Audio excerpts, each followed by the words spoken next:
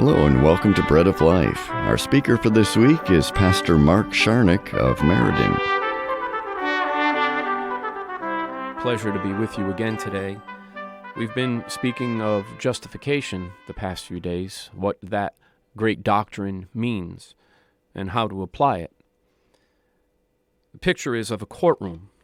We, the defendants, have been found guilty beyond any doubt. The fine is too high to pay. The sentence, eternal damnation.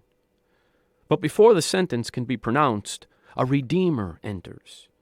He's the only one who could pay the debt, the only one who ever could.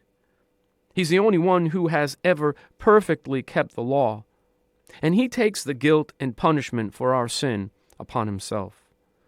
The judge pronounces us not guilty, and we're free to go. Go where? What happens next? Where do we go from here? See, we have been redeemed. 1 Peter chapter 1, verses 18 and 19.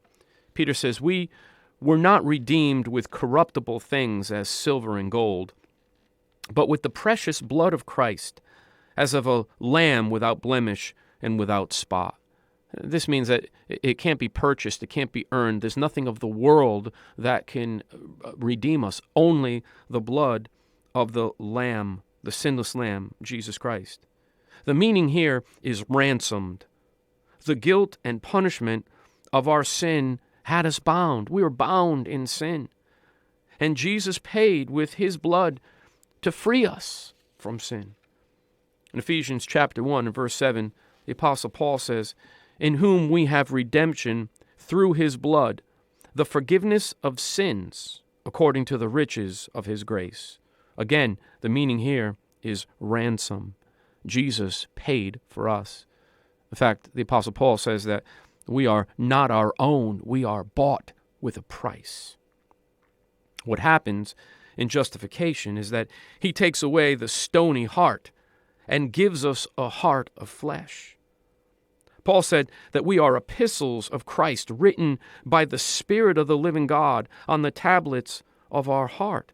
Remember, God, when he wrote the 10 Commandments, he wrote them on tablets of stone. And that was the law. It was unyielding. It had to be kept 100% complete. But now God, through Christ, has written his law on our hearts. Now we don't obey him out of law, but out of love. As the psalmist said, and he said, I delight to do thy will, O my God. Yea, thy law is within my heart. I believe this is poetic prophecy regarding the new birth. Your law, I delight to keep your law. I delight to obey you because it's written in my heart, and I obey out of love. I see another picture of law versus grace in John's Gospel in chapter 8. The woman who was caught in the act of adultery.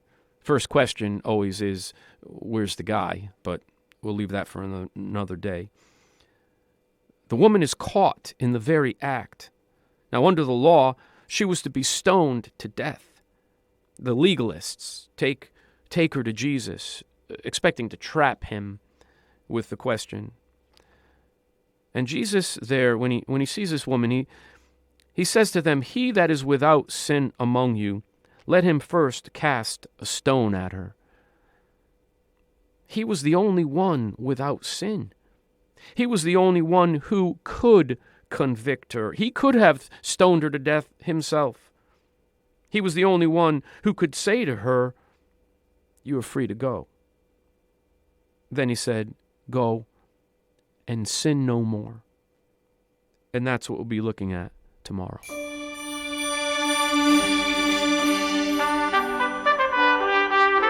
You've been listening to Pastor Mark Sharnick of Meriden, and this has been Bread of Life, a program to encourage you from God's Word.